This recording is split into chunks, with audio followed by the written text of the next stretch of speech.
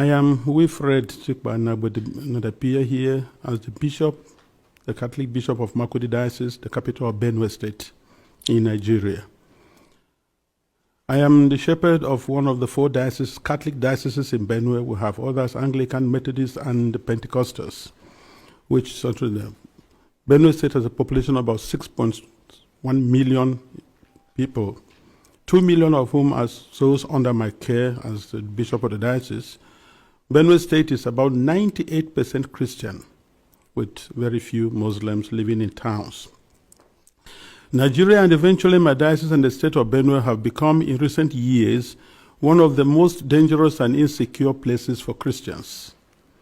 Christians and Muslims are nearly evenly divided among Nigeria's large population of over 200 million persons.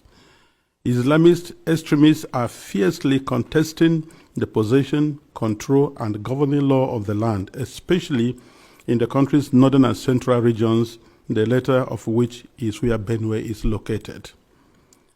There are constant ethnic, political, and religious conflicts over land and allegiance. Constitutionally, we are a secularist country, but our unity has been fragile.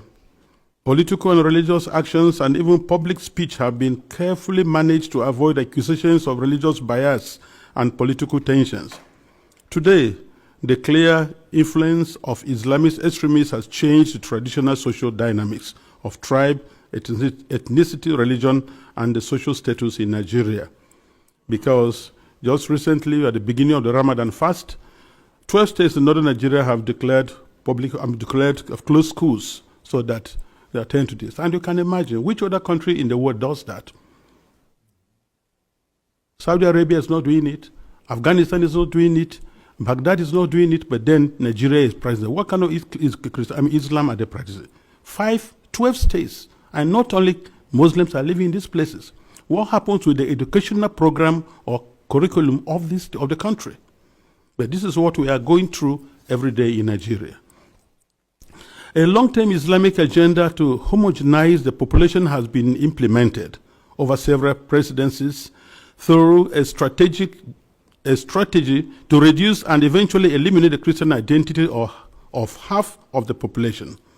This strategy includes both violent and non-violent actions, such as the exclusion of Christians from positions of power and adoption of such church members, the raping of women, the killing and exploitation of Christians, the destruction of churches and farmlands of Christian farmers, followed by the occupation of such lands by the Fulani herders, and also changing the names of these villages. They are taking over the places, so you clearly see an expansionist approach and Islamic, and then they are making the people now flee and leave their villages, and they conquer it. The quest to Islamalize the land appears high on the agenda of some of the powerful and influential Muslims in Nigeria. There is a campaign to take land to spread Islam, and there is the hemorrhaging of Christian farmers from the central region of Nigeria and Benue State, and Markudi Diocese in particular, as they are forced to abandon fertile lands that used to feed the nation, which classify Benue as the food basket of the nation. Militant Fulani herdsmen are terrorists destroying society. They steal and vandalize, they kill and boast about it. They kidnap and rape, and they enjoy total impunity from the elected authorities. None of them have been arrested and brought to justice. This is supported by the corrupt system in which we operate and the abject poverty among us, which allow the criminal to easily attract more recruits and prey on more victims. Why is this happening? Is it really a religious war? Like in the past, many jihadists are motivated less by religion than by spoils of war and use their religion to impose themselves. In my diocese, the spoils consist mainly of fertile, well-tended land organized around my parishes or so. The jihadists come and adopt and kill the priests, leaving thousands without support and basic human services. And of course, when they disperse the people, the inhabitants, or the citizens, or the people of the lands, they take over. And any attempt to go back and take care of your farms, surely you get killed. The Markudi Diocese in Benue State has been the epicenter of the invasion by these herders, who are more like hired guns of cattle oligarchies, who manipulate religion to rally the headers to eliminate the Christian population and cleanse the land in the name of Islam. This objective is behind the relentless attacks against Benue's villages. When we call for help to the police and the army, they do not come. At the end of 2024, several villages were warned by the attackers of the upcoming violence, and the leaders called the police for defense ahead of time, but they did not come, and the Christian massacres, almost customary, took place, killing hundreds in Plateau and Benue, with the worst massacre claiming 47 people. The militant also burned down the 8 Catholic churches of St. Mary's Parish in the Diocese of Boko, which in Benue State, as well as the parish house, clinics, schools, and other houses. The militant Fulani herdsmen bear on defenseless villagers without consequences. They follow orders to conquer, kill, and occupy. They attack even those who have managed to escape into our IDP camps. Thereby, they have no place to run to. And it is unfortunate that the police system in Nigeria, orders have to come from above. And such that once there's a call, and they say they have never responded. And by the time they arrive, these people have left, and the people are now living in the pool of their blood. What I have recounted above is happening not only in Benue State. I believe our experience in Benue is symptomatic of what is happening elsewhere in large parts of Nigeria. The experience of the Nigerian Christians today can be summed up as that of a church under Islamist extermination.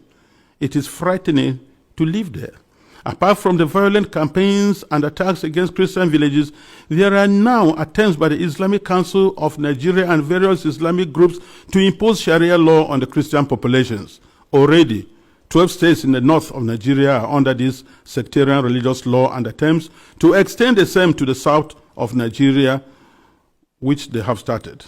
This month, governors in the north decided appropriately to close all schools and education institutions during the months of Ramadan, leaving millions of students without learning opportunity for 5 weeks. We live in fear because at any point it can be our turn to be killed, but to remain silent is to die twice. So, I have chosen to speak. I speak on behalf of the millions who are in the camps. In Benue State, in Markudi Diocese alone, in my diocese, I have about 9 camps. 9. On the 5th of March, which was Ash Wednesday, we visited one of the camps, and many of my priests and religious went to the other camps, distributed them to begin the Ash Wednesday with our faithful who are there, because we are the voice of the voiceless. We have to talk for the defenseless. We have to talk about the weak and those who cannot talk about themselves. In one of the camps called the Mega Camp, there were over 3,000 inmates of that camp, and which was a record given to us by government. I speak on behalf of them and those children who have no husband, who have no father, and even their own voices taken away by the politicians who promised to help them, but have become the willing tools of the jihadists because they are talking politically correct statements, looking for next elections to come. I speak on behalf of those whose loved ones have been killed, but no one has even offered a word of consolation to them. I speak on behalf of the thousands of young girls who have been adopted and raped because no one, not even the media, mentions them anymore.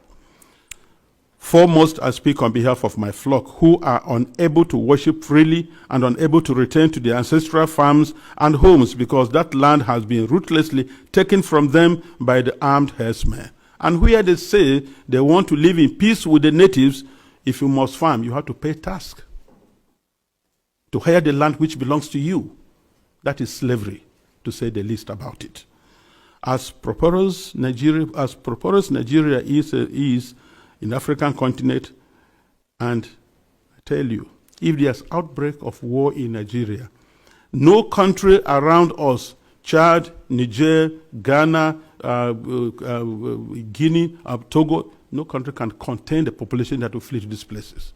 No country can be able to house over 5 million refugees. It's not possible because of that.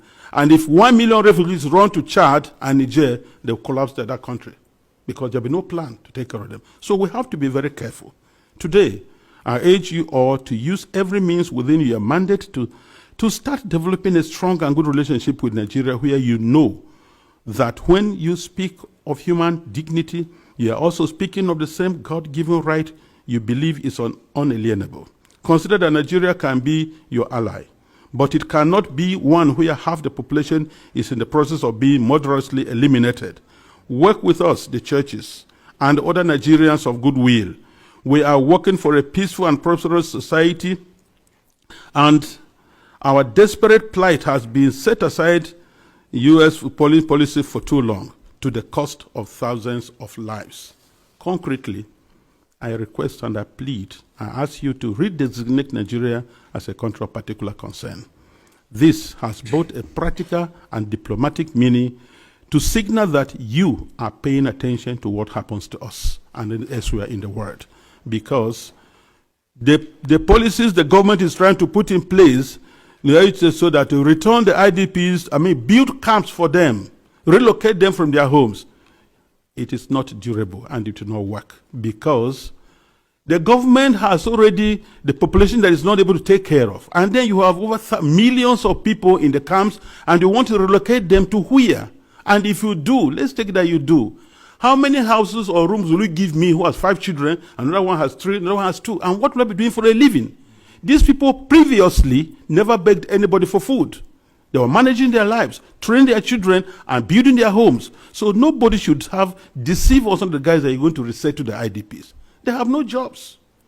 So where you say them, what will be their place? And by the way, the fundamental question remains, if you resettle them to other camps or build places for them, what happens with the ancestral lands? Who takes care of them? And this is whereby I feel the government is complicit on this issue. Because these terrorists, Fulanis, displace them, kill people, and then occupy the place, and then change names, nomenclatures of these towns. For what reason? So we want to let the people go back to their homes and help for them to rebuild their lives. I implore this august body to insist on the return and rehabilitation of all the IDPs to their ancestral lands, and not to relocate them to other constructed camps elsewhere, which is an invented solution now being pushed in the Benue State government. And I tell you, Nigeria government can do that once they have to be accountable. Because I know Nigeria, under the auspices of ECOMOG, was able to reinstate constitutional government in Sierra Leone and Liberia. And they can do that now. We have the capacity, but because the leaders that are not prepared. And I think that's whereby I look, it's not just conspiracy of silence, it is aiding, abetting, and supporting these terrorists to keep doing their work. This is my plea. Thank you very much for this attention.